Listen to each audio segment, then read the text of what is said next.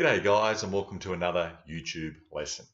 Today we're going to take a look at critical issues in business success and failure.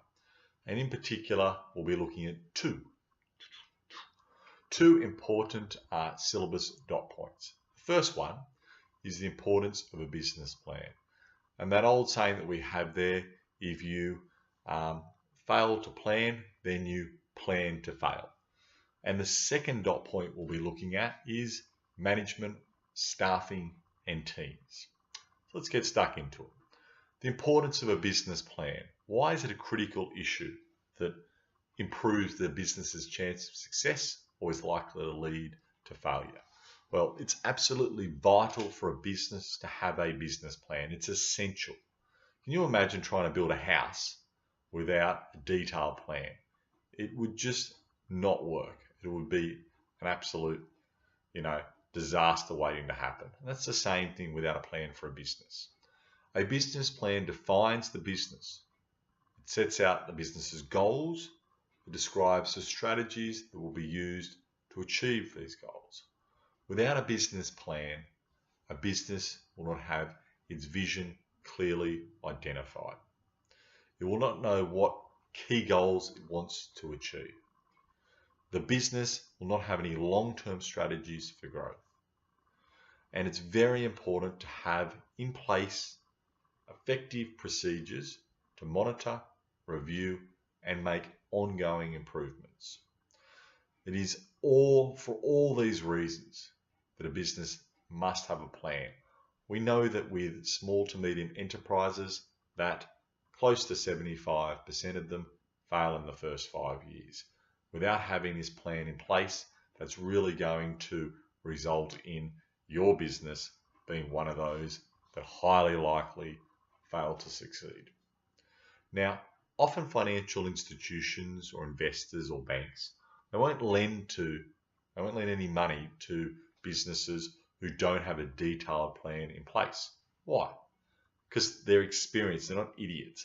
They know that if you don't even have a plan to start with, already it's a pretty risky venture to lend money to a business.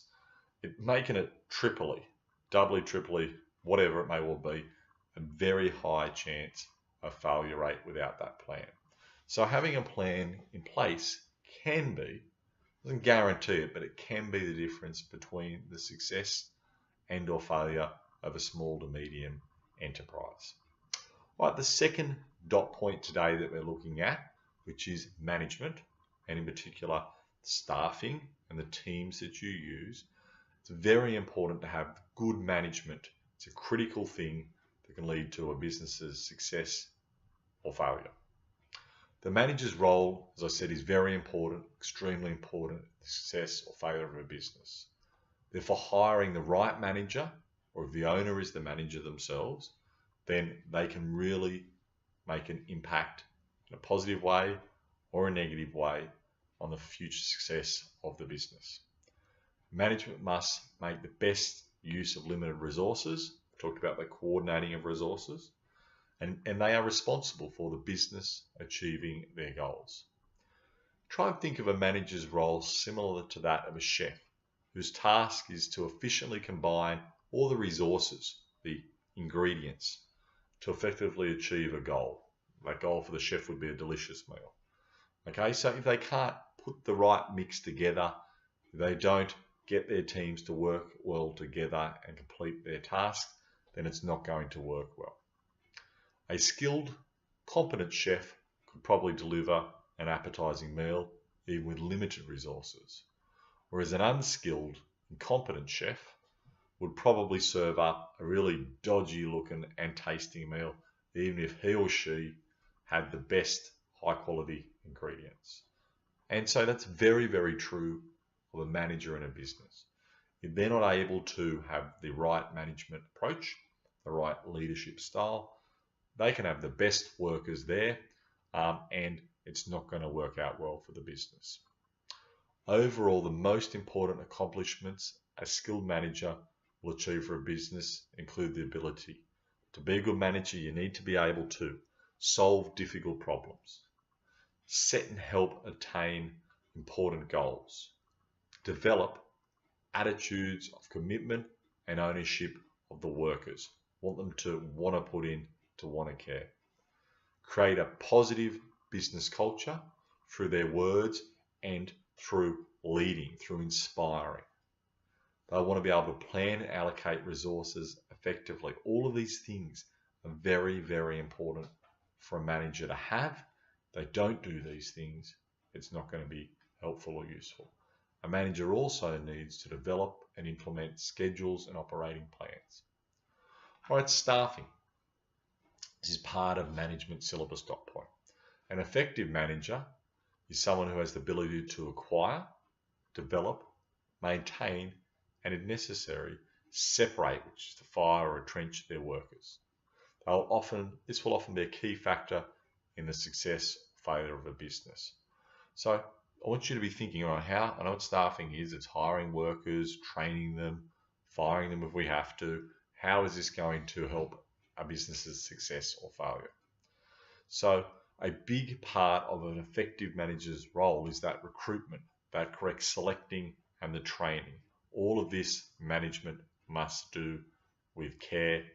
One mistake that SMEs often make is not putting aside enough time or financial resources to carry out an effective recruitment process.